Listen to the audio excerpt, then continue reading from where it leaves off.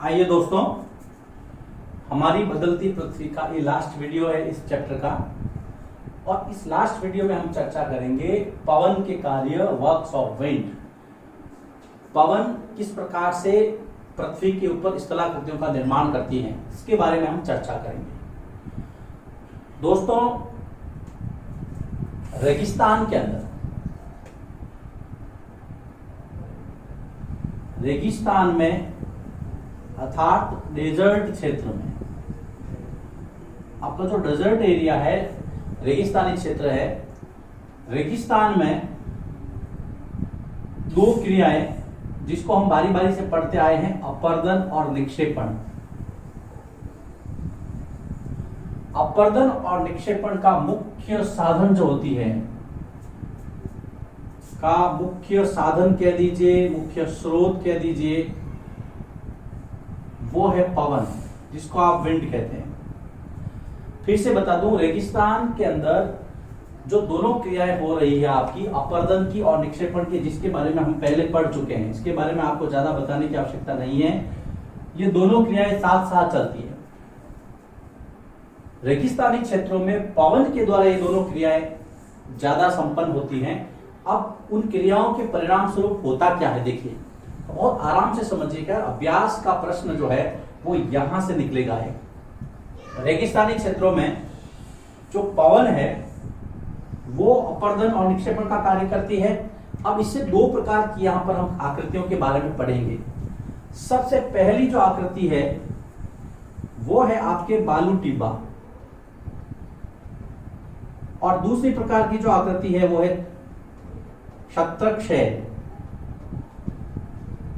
और अगर तीसरे प्रकार की आकृति को हम ले ले तो वो है लॉयस। तो कुल मिलाकर के हमें तीन आकृतियां पढ़नी है पवन के माध्यम से, जो रेगिस्तानी क्षेत्रों में होती है। सबसे पहले हम पढ़ते हैं बालू टिब्बा। ये यहां पर देखिए बालू टिब्बा पहला, कि रेगिस्तान में, तो ये बहुत सरल शब्दों में मैं आपको समझाने की कोशिश कर रहा हूं, और मेरा लिखने का अभिप्राय यही है कि आप जब एग्जाम के अंदर अपीयर हो, एग्जाम में बैठे, तो आपको यहाँ पर की ये जो लिखावट है वो याद रहे, और उसके आधार पर आप अपने शब्दों को वहां पर लिख सके। इसलिए कोई शॉर्टकट नहीं है। एक ग्राउंड लेवल से बताने की मैं आपको कोशिश कर रहा हूं कि रेगिस्तान में जब पवन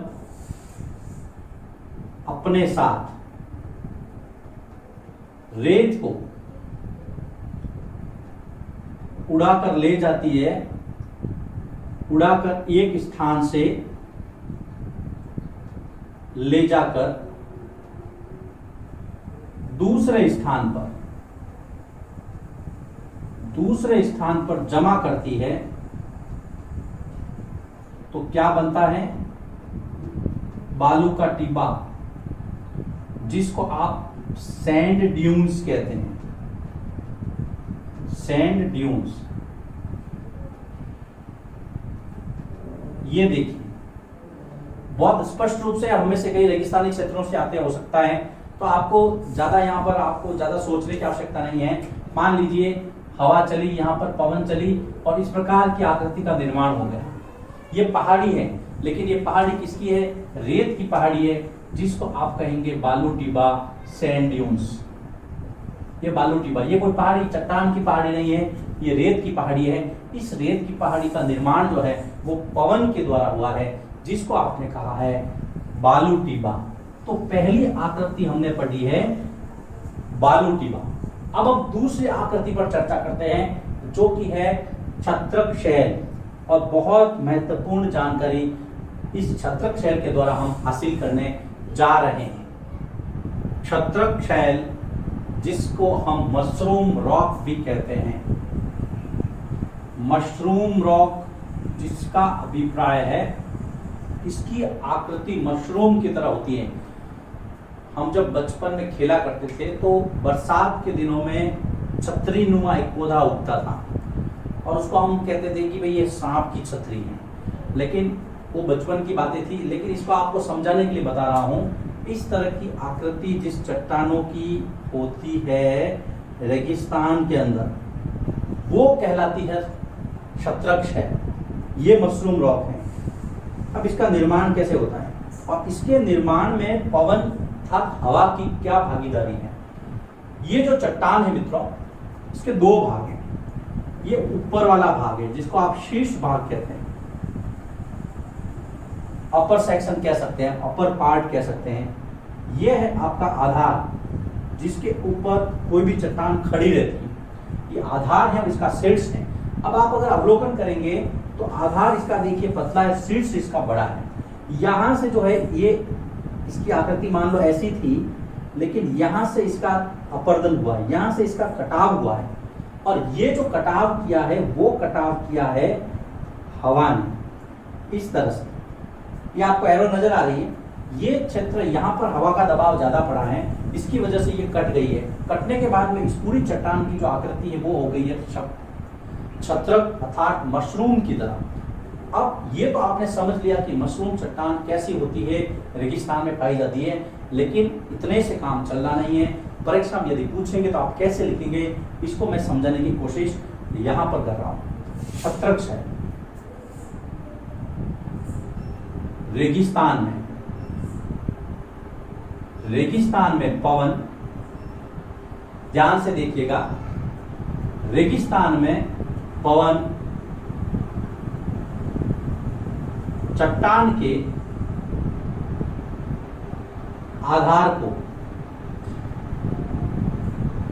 शीर्ष भाग की तुलना में, और दोनों भाग मैंने आपको बता दिया था, शीर्ष भाग की तुलना में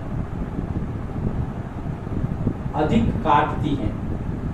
कौन काटती है? पवन काटती है अपने वेग से। तेज हवाएं चलती है तो जहां पे पवन टकराती रहती है तो उससे क्या कटाव होता है।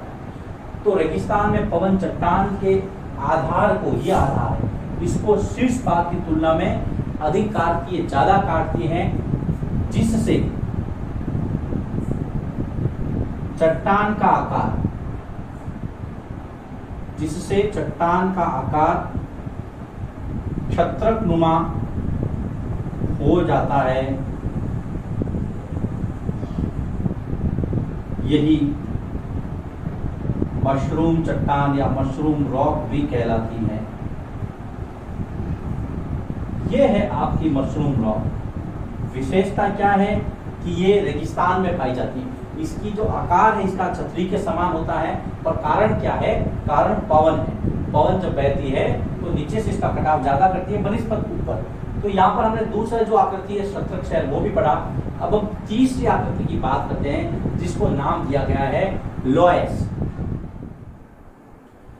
लॉयस ये बारीक मिट्टी से बनता है, महीन बारीक कणों वाली रेत, महीन बारीक कणों वाली रेत